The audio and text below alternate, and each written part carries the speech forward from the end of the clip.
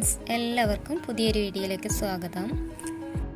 റമളാൻ മാസമൊക്കെ അടുത്തല്ലോ, അപ്പോൾ കുറച്ച് കാര്യങ്ങളെല്ലാം മുൻകൂട്ടി ചെയ്തു വെക്കുകയാണെങ്കിൽ ഫുൾ ടൈം കിച്ചണിൽ ടൈം കളയാതെ പണികളെല്ലാം ഈസിയാക്കാനും അതുപോലെ ഇബാദത്തിനായി കൂടുതൽ ടൈം കണ്ടെത്താനും കഴിയുന്ന കുറച്ച് ടിപ്സാണ് ഇന്നത്തെ വീഡിയോ. ആദ്യം നമുക്ക് വെളുത്തുള്ളി ഇഞ്ചി പേസ്റ്റ് തയ്യാറാക്കാം.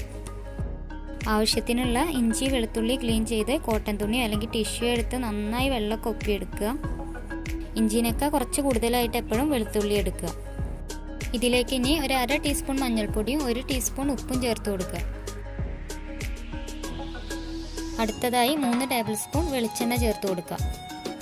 നമ്മുടെ നാടൻ കറികൾക്ക് ചേർക്കാനാണ് ഈ പേസ്റ്റ് ഉണ്ടാക്കണമെങ്കിൽ എപ്പോഴും വെളിച്ചെണ്ണ ചേർക്കുകയാണ് നല്ലത്. ഓയിലിനൊക്കെ നല്ലത് എപ്പോഴും വെളിച്ചെണ്ണയാണ്. കാരണം വെളിച്ചെണ്ണ ഒരു 5 മിനിറ്റ് വെറുതെ ഫ്രിഡ്ജിൽ വെച്ചാൽ തന്നെ കട്ടാവും, പക്ഷേ ഓയിൽ അതുപോലെ കട്ടാവില്ല. അപ്പോൾ നാശാവാതിരിക്കാനൊക്കെ ഏറ്റവും നല്ലത് വെളിച്ചെണ്ണയാണ്. പിന്നെ ഇപ്പോൾ ഈ ചേർത്തിട്ടുള്ള മഞ്ഞൾപ്പൊടി ആണെങ്കിലും അതുപോലെ തന്നെ ഉപ്പാണെങ്കിലും പൂപ്പൽ പിടിക്കാതിരിക്കാനൊക്കെ ഏറ്റവും നന്നായി ഹെൽപ്പ് ചെയ്യും. അപ്പോൾ നമ്മുടെ വെളുത്തുള്ളി ഇഞ്ചി പേസ്റ്റ് തയ്യാറായിട്ടുണ്ട്. ഇത് നമുക്ക് നല്ലൊരു ഗ്ലാസ് ബോട്ടിലാക്കി സൂക്ഷിക്കാം. ഇതിൽ മെയിനായി ശ്രദ്ധിക്കേണ്ടത് വെള്ളം നനവുള്ള സ്പൂണൊന്നും ഇടാതിരിക്കുക. അങ്ങനെയാണെങ്കിൽ ഇത് ഒരുപാട് കാലം നാശാവാതിരിക്കും. ഇനി നമുക്ക് കുറച്ച് ഇഞ്ചി വെളുത്തുള്ളി സെപ്പറേറ്റ് ആയി തന്നെ ചതച്ച് വെക്കാം. ഇത് ഞാൻ ഫ്രീസ് ചെയ്തിട്ട് ക്യൂബായി സൂക്ഷിക്കുക ചെയ്യണത്. അതുകൊണ്ട് തന്നെ വെള്ളം നനവ് ഉണ്ടായാലൊന്നും പ്രശ്നമില്ല. അതുപോലെ തന്നെ വേറെ ഒന്നും ചേർക്കണില്ല, പ്രത്യേകിച്ച് ഒരു അളവൊന്നും പറയണില്ല. അതുപോലെ ബിരിയാണിക്കൊക്കെ ഏറ്റവും നല്ലത് ചതച്ചത് ചേർക്കുകയാണ്. ലൈം ഉണ്ടാക്കുമ്പോൾ അതുപോലെ ചില കറികൾ ഉണ്ടാക്കുമ്പോഴൊക്കെ ഇഞ്ചി മാത്രം വേണ്ടതുണ്ടാവും. അങ്ങനെയൊക്കെ ആണെങ്കിൽ ഇങ്ങനെ സെപ്പറേറ്റായി ഉണ്ടാക്കുകയാണെങ്കിൽ ഏറ്റവും നല്ലതാണ്.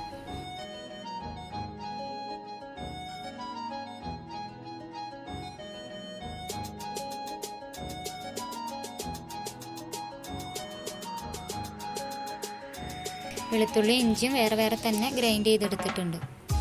ഈ ഒരു സ്പൂണ് കറക്റ്റ് 1 ടീസ്പൂൺ മെഷർമെൻ്റ് ആണ്. കറക്റ്റ് ഒരു അളവ് വേണമെങ്കിൽ ഇങ്ങനെ ഓരോ സ്പൂൺ എടുത്ത് ബോളാക്കി എടുക്കുക. പക്ഷെ കുറച്ച് പേർക്കൊക്കെ വെളുത്തുള്ളി കഴിയുമ്പോൾ തൊട്ട ചൊറിച്ചൽ അല്ലെങ്കിൽ വേദന ഒക്കെ ഉണ്ടാവും. അങ്ങനെയുള്ളവർക്കൊക്കെ ഐസ് ക്യൂബ് ട്രേ ഉണ്ടെങ്കിൽ അതിലുണ്ടാക്കാൻ ഏറ്റവും നല്ലത്.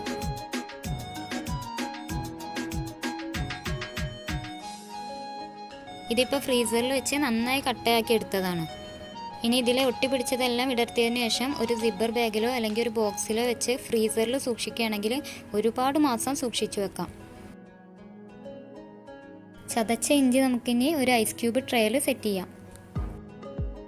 ഓരോന്നിലും ഓരോ സ്പൂണിൻ്റെ അളവിൽ ഇട്ടതിന് ശേഷം ഒന്ന് പ്രസ് ചെയ്ത് കൊടുക്കുക.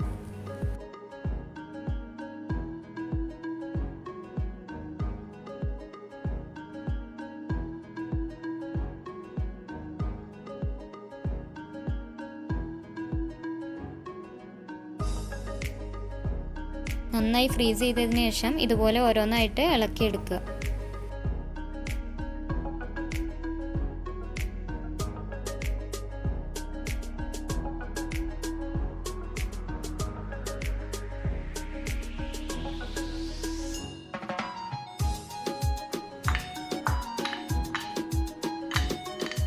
ഇനി ഇതേപോലെ തന്നെ പച്ചമുളക് അതിൻ്റെ ഞെട്ടിയൊക്കെ കളഞ്ഞ് ക്ലീൻ ചെയ്ത് ഗ്രൈൻഡ് ചെയ്തെടുക്കുക.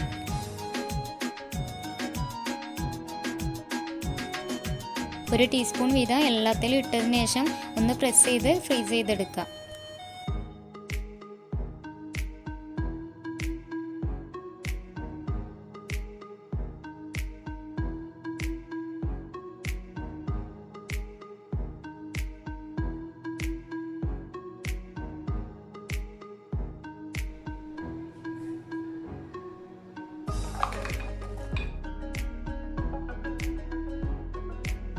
അടുത്തതായി നമുക്കിനി പുളിയും ഇതുപോലെ തന്നെ സ്റ്റോർ ചെയ്ത് വെക്കാം. ഏകദേശം പുളിയുടെ അത്ര തന്നെ വെള്ളം ഒഴിച്ച് തിളപ്പിക്കാൻ വെക്കുക. തിളക്കാൻ തുടങ്ങിയാൽ തന്നെ ഗ്യാസ് ഓഫ് ചെയ്ത് ചൂടാറാൻ വെക്കാം. ഇനി ഇതിലേക്ക് ആവശ്യത്തിന് വെള്ളമൊക്കെ ചേർത്ത് നന്നായി പിഴിഞ്ഞെടുക്കുക.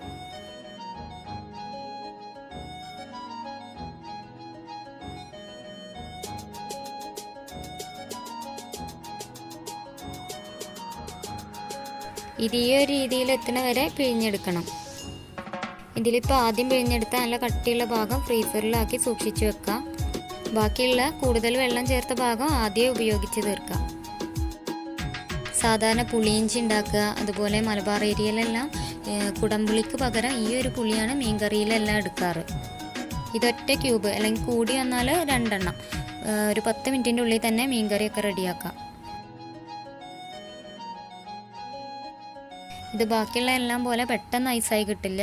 ഒരു 7-8 മണിക്കൂറെങ്കിലും ഫ്രീസറിൽ വെക്കണം. ഇതിപ്പോൾ റെഡി ആയിട്ടുണ്ട്. ഇനി ഇതൊരു ബോക്സിലാക്കിയതിന് ശേഷം സ്റ്റോർ ചെയ്ത് വെക്കാം.